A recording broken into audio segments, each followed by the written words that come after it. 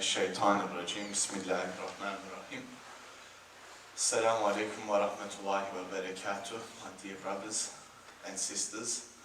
I'd like to thank you all for waiting patiently for the start of the talk and for making the effort to be here tonight.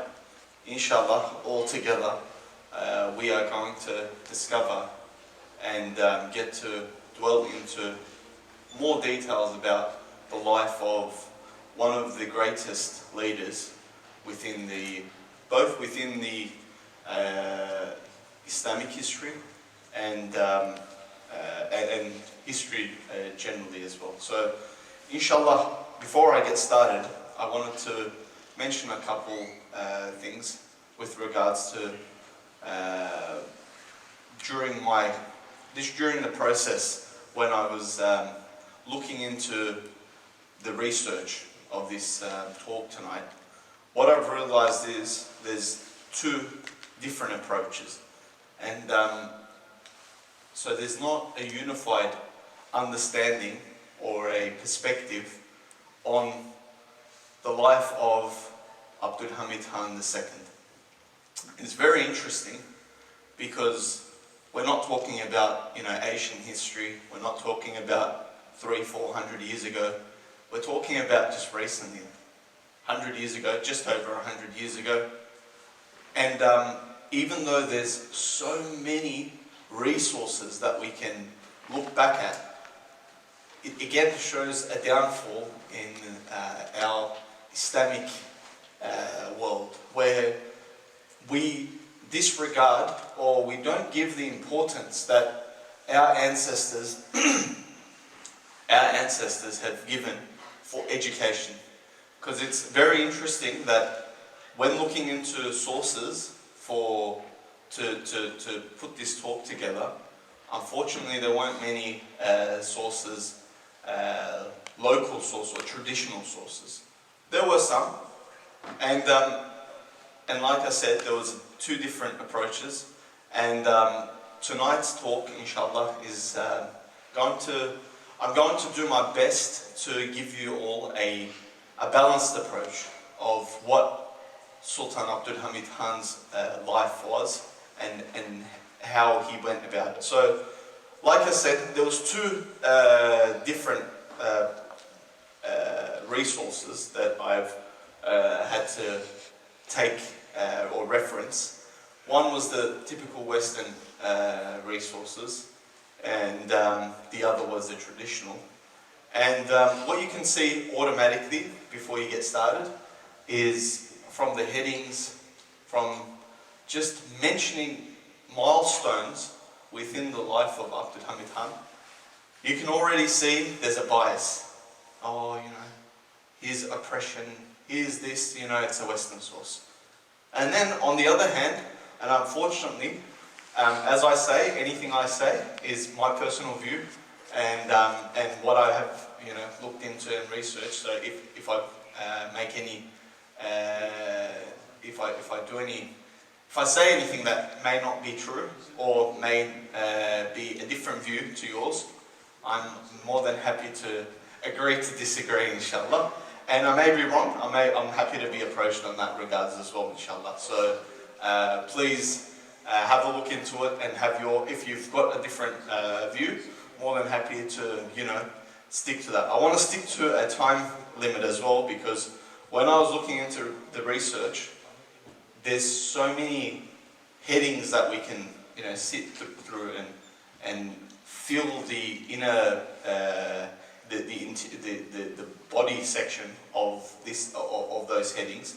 So I've tried to simplify it and tried to get it back to reference it back to our topic. So our main topic, as we mentioned, is a part of our series, which is the leaders of the Ummah series. So I wanted to kind of keep within the framework of looking into these leaders, taking what we have to take from them, and keeping it to that. And therefore I had to kind of pick between a couple of headings, and I'll go through them, inshallah. But before I go through the main body of my talk, I want to just give you all a background knowledge of the life of Abdulhamid II.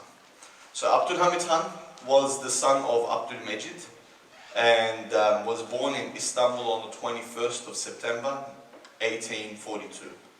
And he passed away on the 10th of February 1918. Sultan of the Khalifa was he was the 34th Sultan of the Ottoman rule, and he ruled the Khilafah for 33 years, from the years of 1876 and until he was removed from power in 1909. There were two sultans that had come within the Ottoman Empire after him, and until the Khilafah and the rulership of the Ottoman Empire was removed. And they were his successors, Mehmed V and Mehmed VI, which by that time it was pretty much a very watered down approach, and it had come down to it's just resembling it was just formality pretty much until it was removed. The Ottoman Empire was removed and the Republic was established.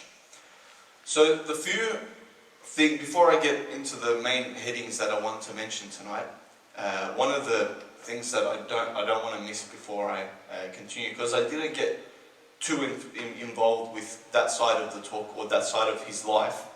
Hence, I wanted to mention this before we got started, and that is one of the main factors, like personal factors, of Abdulhamid II was that he had a very, very solid political leadership. And why I say he's one of the greatest leaders of all time with regards to his political intelligence is the decisions he's made. It was at a time during the Ottoman Empire where it was towards the fall. And some of the historians will say he had delayed the fall of the Ottoman Empire by 33 years. Because it was going to such a point where the Western countries or the external powers that were enemies of the Ottoman Empire at the time, or the Khilafah, they had a plan. And their plan was always, if they wanted to conquer your country, they didn't come in and, they've tried the war option. War options were the worst of it. Because you know why? Every nation, after a war, recovers and builds themselves. But if you were to conquer from the inside, it's conquest forever. And that's what they did. And how did they conquer such people? When we say, and unfortunately, yes, we have the stance that had led to the fall of the Ottoman Empire was unfortunately at a time frame where the Ottoman Empire was brought to debt. They had previous leaders or previous caliphs and sultans had made certain decisions, had made certain improvements that they would have believed, or had gone through tough times such as wars and so on, which led to them making certain decisions and which built up debt. And these debt then became a bit of a headache for the government or the empire. And unfortunately, with that debt was what the enemies of the Ottoman Empire would use against such countries.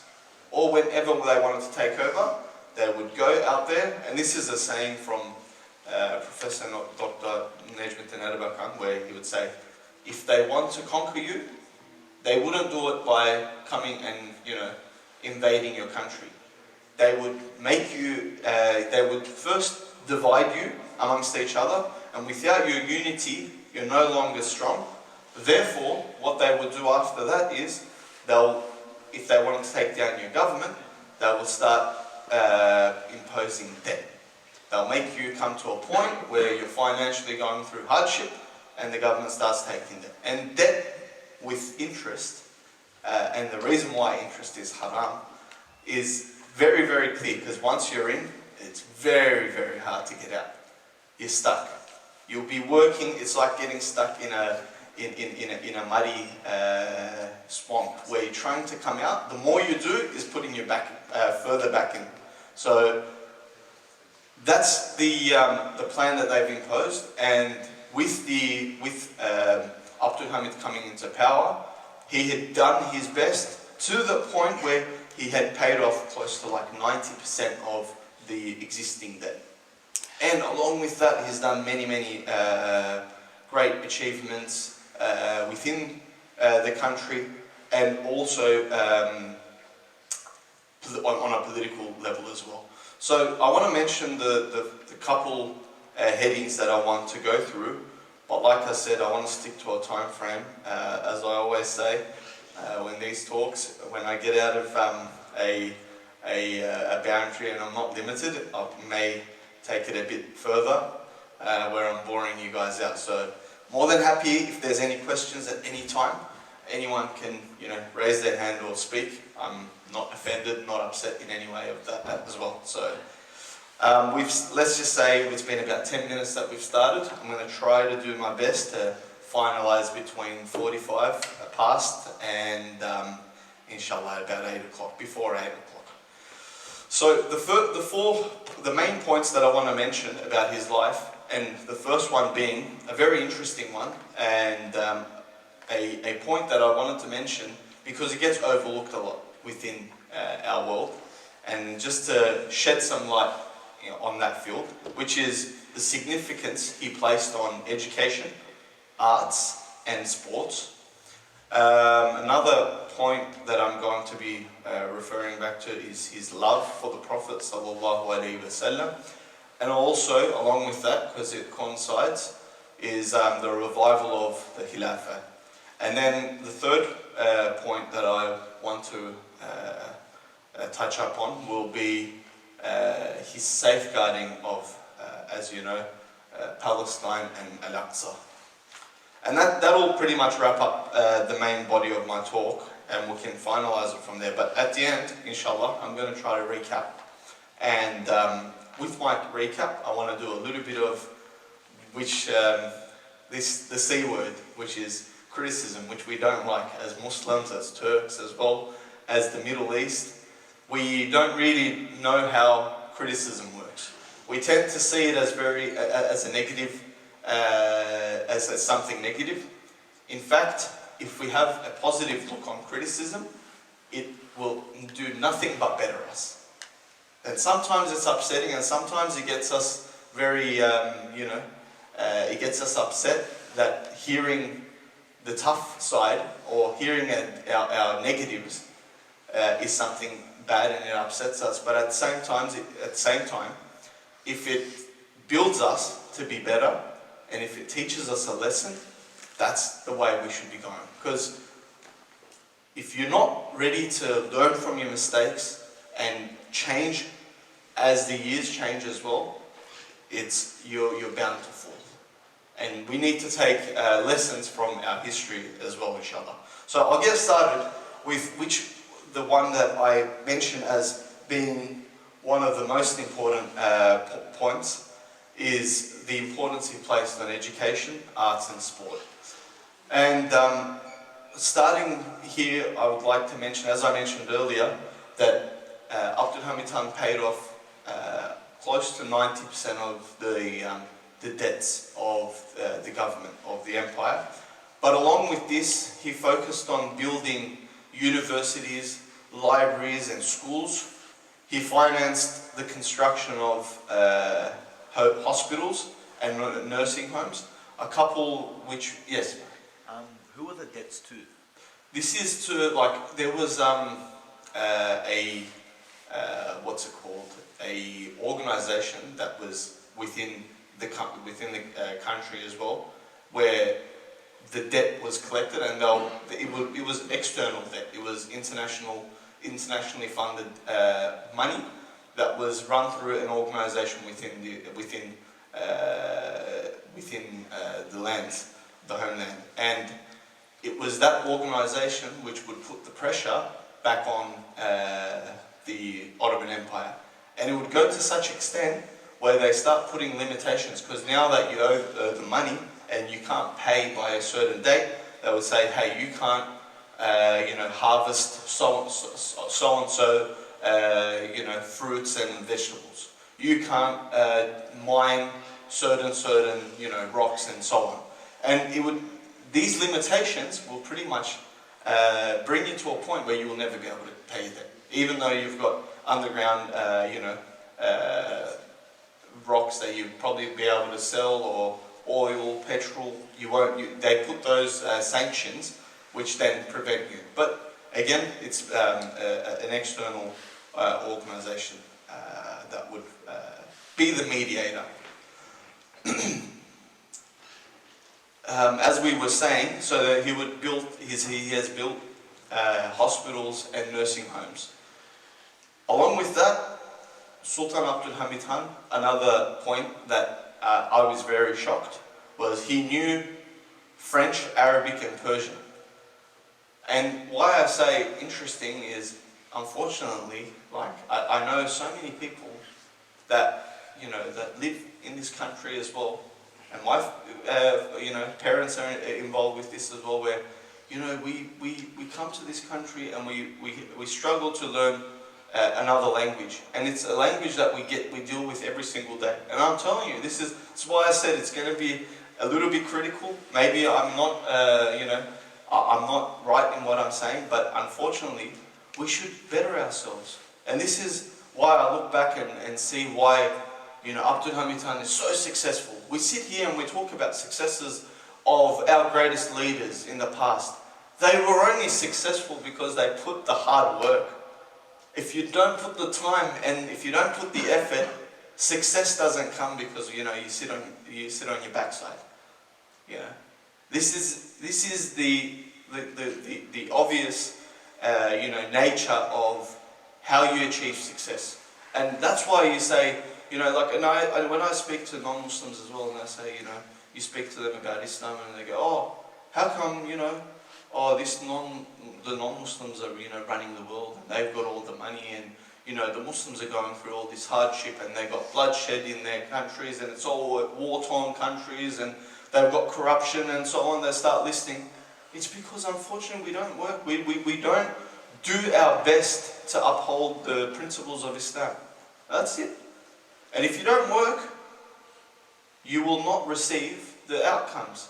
And if someone else works who does not even believe, due to or in reference to Allah's names, where Ar-Rahman, He'll give them what they deserve for their hard work, because He's Al-Adil as well. He's the just. He will give them. But if we sit down and we go, oh, we've got the true religion, we don't need to work hard, we just be in this little corner, we pray our prayers and that'll get us done, it just doesn't do it. And why I say that, and yes, praying and our ibadah comes number one, but we cut it at number one sometimes, because we don't want to see the rest of the list. Unfortunately, it's not that easy, so what we need to take on is see the rest of that list. What else do we have to do? When we read the Quran and you see some of the responsibilities we have, and that's why during these times and even further back, when we look into history, Islamic leaders and Islamic rulings have brought out the most intelligent people.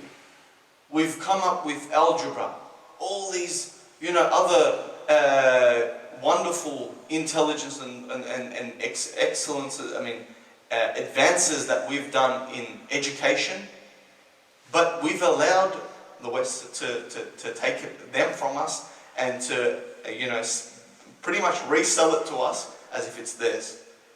But it's happened because of our lack in knowledge and our importance to knowledge. And again, coming back to how, you know, we don't one of our downsides are we don't give the importance that, you know, education requires. And here we go. That's one of the steps that you can see Abdulhamid II has made, and he's trying to veer from that. And why I say that is he's trying to build a people that are well educated, that know different languages, so you can go to any part of the world and, you know, have that power as, you know, knowledge will bring with it. Again, another interesting side too that I wanted to mention about Sultan Abdulhamid II was he had a personal hobby, which was, you know, a craftsmanship. He would do carpentry. He would build furniture and pretty much work with woodwork. And there was parts of the palaces where he had personally built those furniture. Again, another part referencing my research, where it is mentioned or that he would personally like opera, and that there was even a piece that was composed, that he has composed, and it was named after Muzaki i Humayun, which he established and hosted the famous performance of Europe at the Opera House of Yildiz Palace, which again is his importance that he gave to arts. Again, another part of what I mentioned about sports is the top three sports or football clubs like your Beşiktaş, Galatasaray and Fenerbahçe had come up during that time frame, under his rule, and they were established because, again, that was, some of the parts that that had no wrong to it, and we needed to excel in those areas, and he had opened that avenue for that. The other point that I want to mention, and my time is getting moving very quickly, is his love for the Prophet and the revival of the Khalifa. You can see his love for the Prophet, and this is one of the main ones that really touches my heart when I remember this about Abdulhamid II. It's honestly one thing to say about the Ottoman Empire as a whole is they were very, very, the word attention to detail is like on every single job application they'll say we're looking for a candidate with attention to detail. They were the exact resemblance of what attention to detail was. And sometimes we think attention to detail is that little thing and whatever, but you can see it all throughout the Ottoman rulership. And it goes from its architecture to its construction to the day-to-day government dealings that they would have, and the processes and the principles that they have placed. Where you see one of the ones where, like, during architecture they'll build mosques, and the mosques have a certain little shelter for pigeons. Do we look at our mosques today? One of the things, and I was speaking about this with one of the brothers, and he was saying one of the things we have lost as time has moved forward is we've lost the finer things. We've lost the things that we look at and go, oh, that's just, what is that, The little touches in architecture that showed who we were, that resembled Islam, Sometimes it's not just about getting out there and, putting a stand up and going, what do you know about Islam and what do you know? No. All the time, action speaks louder than words. And if you've built a mosque, and you'll have tourists come to that mosque and they go, oh, what's that? Oh, that's a little, home for birds. our ancestors or our history is full of this. It's all the little things. And unfortunately, those are the little things that we miss out on today. Again, the point I want to, the part I want to come to, and I know gone out of off track every now and then, which I'm going to try to avoid so I can finalize this talk on time, is where Abdulhamid II built the Hijaz railway line. And this was one of the most important projects he had during his time. He looked into this with very much detail. And how I'm going to refer to that is, other than, even the idea of, him the idea behind building this railway line was, again, back to the idea of reviving the Ummah and reviving the Khilafat.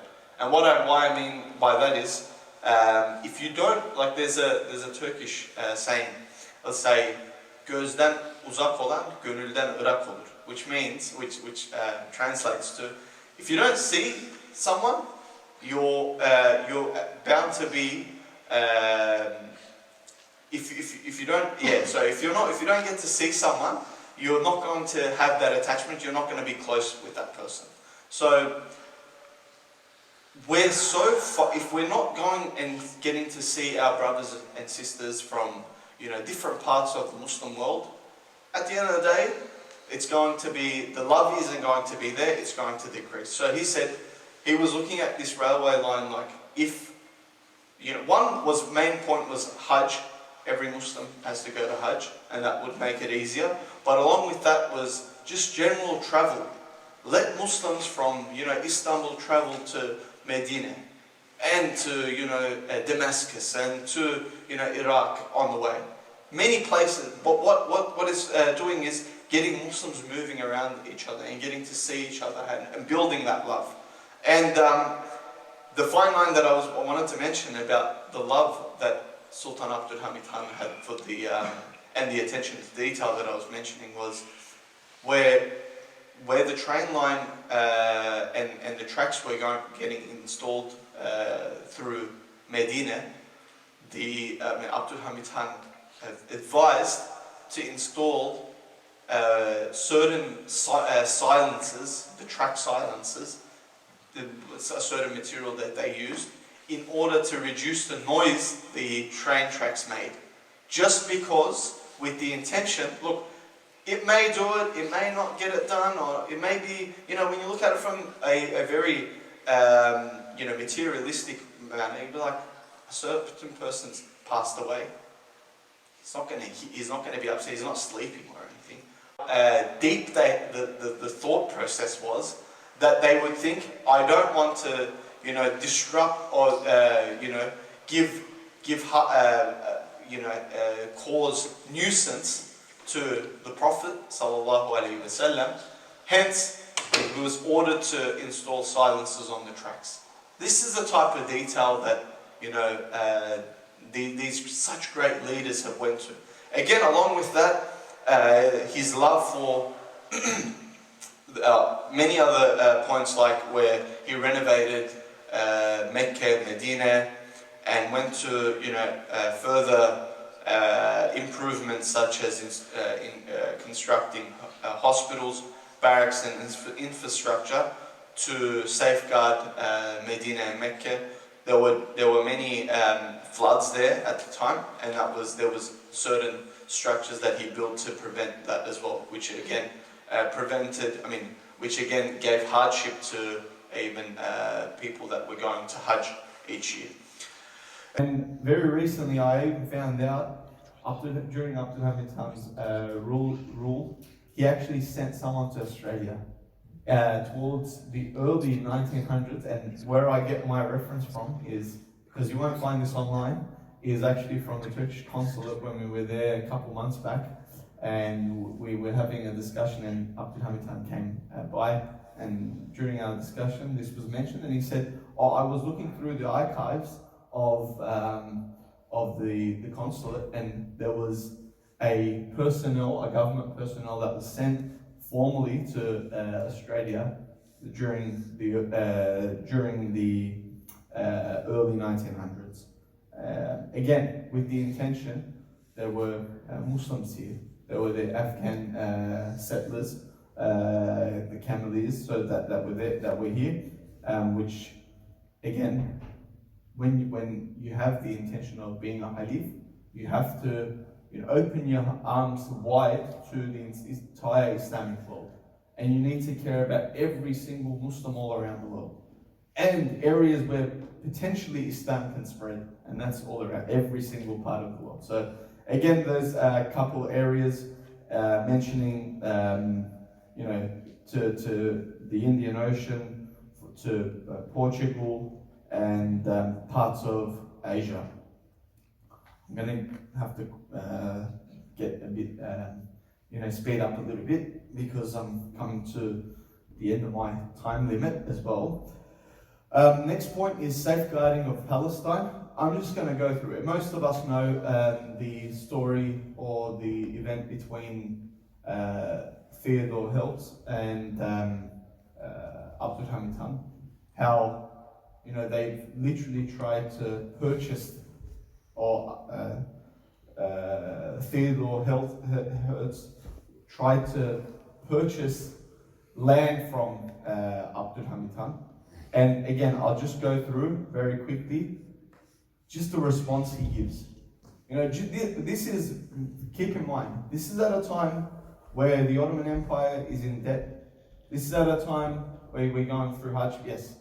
Just for the other brothers who Yes. don't know who Theodore Herzl is, could you please provide? Yes, you're so right. So they know. So Theodore Herzl is the founder of the Zionist movement, and personally, he was the one that had met Abdulhamid II, and he was one personally requested permission to settle in Palestine, because you couldn't, because there were certain, the Palestinians that lived in Palestine, and Abdulhamid II had a different, place. Of course, Al-Aqsa had a different place in his heart, and they, in order to safeguard that area, they would have certain permission, certain processes. So they wanted to settle there. So you couldn't just go there and buy a home and start spreading straight away. So you'll be picked up on. So therefore, he asked permission, and in exchange, this person, the founder of this Zionist movement, they've actually come together in Europe, and they've collected large sums of money, and which was at the time 150 million pounds of gold. That's like pay all of the debt off. Yeah, you're a strong country, but he knew how important it was, and probably even some of his, within his leadership, some of the people would have said, "Oh, this is, not a good decision." But his foresight knew what was coming, and he knew why he had to make that decision. And again, his response to them when they insisted for this was, "I advised Dr. Hertz not to take any further steps in his project. I could not give away a handful of soil of this land, for it is not my own. It is for all the Islamic nation that fought for the sake of this land and watered it with their blood." So again, the whole Islamic nation had efforts there, and he said, "I can't do this. And the Jews may keep their millions. If the Islamic Caliphate is one day destroyed, then they will be able to take Palestine without a price. But while I am alive, I would rather push a sword into my body than see the land of Palestine cut and given away from the Islamic State. This will not be. I will not start cutting our bodies while we are alive." Easy as that. That's how he's seen it. It was like it was chopping off a part of his body, and that's the way he saw and the type of decisions, the tough decisions that he had to make at the time. Again, from here, and I know time's limited now, I've got my last 5 minutes, I want to make use of it, and I talked about criticism, and there's parts that I really want to mention. So I want to move quickly over to the time of the dethroning and his exile. So in April 1909, a group of descendants, unsatisfied with Abdulhamid's rule, pretty much it was a group of who called themselves the Young Turk movement, which had pretty much caused that they were going against Abdulhamid's rule, and what they've done was there was a uprising that started and ended up going for 11 days, and at the end of the 11th day,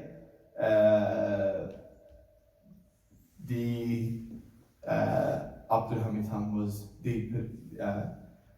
deposed from his position, and he was replaced with his brother, which was Mehmed V. And later, Abdulhamid II was taken to Greece, which is Selanik or Thessaloniki, which is Greece today. And he was there at one of the palaces, but then later brought back to Istanbul, where he passed away in Beylerbeyi Palace in Istanbul, close to Üsküdar, which some of you may know. So I would like to kind of do a little recap, and then want to also mention how our perspective should be on this topic. So a couple of the things that I've gone through was mainly just the significance that Abdulhamid II placed on education, the parts that we may have not known, like myself, I would honestly say, some of the parts were the amount of importance that he gave to arts and sports, all these different parts or different types of things that actually bring you up and educate you and bring a strong upbringing. And then the other point again was the love he had for the Prophet sallallahu alaihi wasallam, as he done his best to safeguard the respect, the level of respect given to the Prophet sallallahu alaihi wasallam. Along with that, also the understanding of having the Ummah connected and within the Khilafah. Again, his stern stance against people that would try to take away Palestine and Al-Aqsa. Again, other points about, want to mention, we need to, after mentioning all the positive sides, I would say, but I think, what do we need to take from this today? I think that's a part of what we also need to, the way we need to look at this, these great Muslim leaders as well. What we would do, which would be the absolute, the worst thing we can do to such leaders is have this blind following of, oh yeah, this leader, has done everything right, without a single thing. Everything, if he's done this, he's done it for a reason. There's probably a reason for this. When I look back at, yes, these great leaders, but they're all human. They all can do wrong. And not that I'm going to sit here and mention any and try to think, but I just want us to all have a balanced understanding that, our leaders, yes, we love them, but we uphold the principles and the boundaries of Islam at all, I think. And the reason why I say this is, we don't want to come to a point where we just have this understanding of, Abdulhamid can never do wrong. He's never done wrong during his thing. Everything that was done during the Ottoman Empire was just all right. Nothing was done wrong. There's nothing to improve on. Why I say this is, if we look at it like that, if we're doing something all right, then it should be successful all the time. But if it's gone through hardship and to the point that the leadership is lost and the Khilafat is lost, there's a little bit of, hey, we need to look back at ourselves. So one of the things is looking at things more critically, and where I have the guts to even say this is, I look at the Prophet sallallahu alaihi wasallam and his life. We have certain teachings where we see through the hadith where the Sahaba would ask the Prophet this word. It's like this quote they'll say to him, Ya Rasulallah, is this your idea, your word, or is it the word of Allah? Think about this. This is some of the point that we come to today. Is like anything that this person, this Islamic leader has said, can't say a single word against it. And this is where we do injustice to them as well. If they're doing something wrong, we need to say it. And and the reason why I say this, and a wonderful part, and I want to look back at this, and this was one of the things that I really like about the Ottoman Empire, about within the understanding of criticism, is where I don't know if you guys have been to mosques in the Ottoman built mosques. When a mosque is built by with the personal funds of a sultan, a halif, he'll name it after himself or one of the family members, and there'll be a certain additional feature that you would see in there, other than where the muezzin will stand, and different parts of the mosque will be pretty much the same. But on the left further corner, you'll have a little upstairs section for the Sultan himself. I don't know if anyone's been to, say, Fatih Mosque. You'll see it up in the corner, the left side. During prayer time, for Friday prayer, the Sultan will come and get up there, and there would be a certain saying, and though this is at various parts that would be said, but if any of you have watched Abdulhamid the show, the series, there's one thing that they say when he gets up there. They say, "Böbürlenme sultanım, senden büyük Allah var." This actually got me really well. I was like, and I'll translate it. It's like, do not boast, O Sultan. Allah is the all great. Allah is the greatest. So it's just trying to tell the leader of the Khalifa that, hey, don't boast. Don't think you're the greatest. Don't think it's all you. It's not you. It's with the will of Allah, with the assistance of Allah, with what Allah has allowed for. And it's just a remembrance of, hey, come back to yourself. Why? Because we're all human. If any of us, we get given, this little supervisor position, this little, top level management position, and I see how people react in those positions, how interesting their characters start to change. Think about you are the Khalif. What you say gets listened to by all the Muslims around the world. Someone needs to come back and tell him, hey. And Allah make us of those that read and understand the Quran and implement the Quran and live a lifestyle just like Abdulhamid II, and in a lifestyle of struggle and continuous jihad. And if there's no questions, I'll finalize it there. Lillahi ta'ala al-Fatiha.